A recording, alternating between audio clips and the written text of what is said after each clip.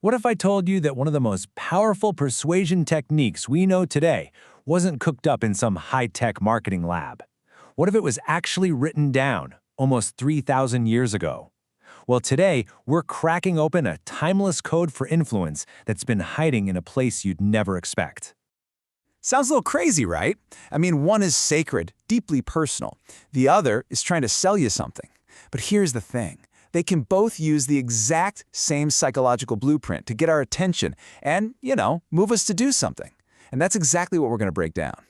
So the key that unlocks all of this is a really simple but kind of genius framework. It's called PAS. That stands for problem, agitate, and solution.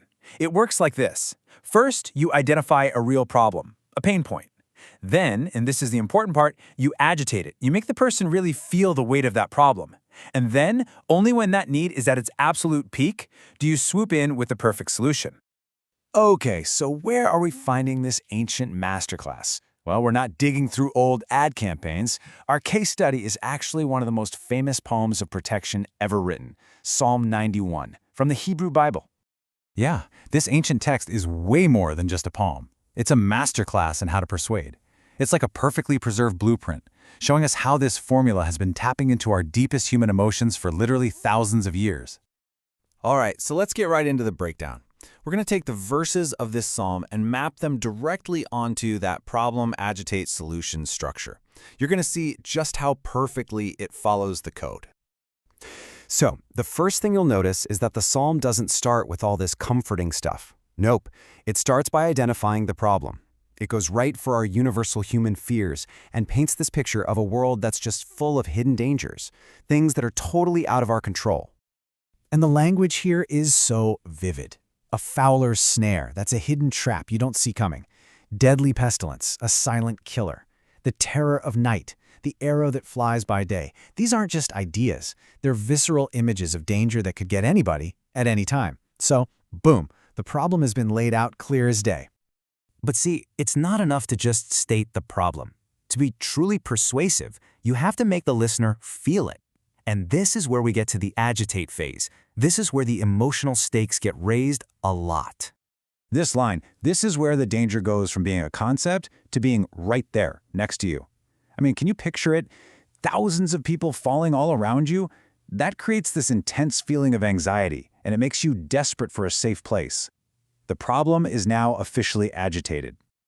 And right at that peak of fear, the psalm makes a hard pivot. After setting up the problem and making us feel that fear, the text delivers the final, most important step, the solution. It offers this incredible, definitive promise of safety and rescue. And that is the perfect resolution, isn't it? The language is so direct, so personal. I will rescue, I will protect, I will answer. Every single fear that was brought up in those first two stages gets a direct, powerful answer. It's a complete promise of shelter. The cycle is finished. Now, what's so amazing about this is that it's not just some interesting literary analysis. This ancient structure is a powerful universal template you can apply to almost anything from a sales pitch to, you guessed it, a personal prayer. So why does this all matter to you? Because once you understand this PAS framework, you have a new tool.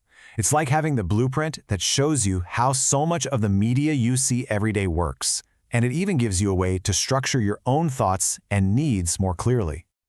Just think about it. You see this everywhere. An ad starts with a problem. Are you struggling with low energy?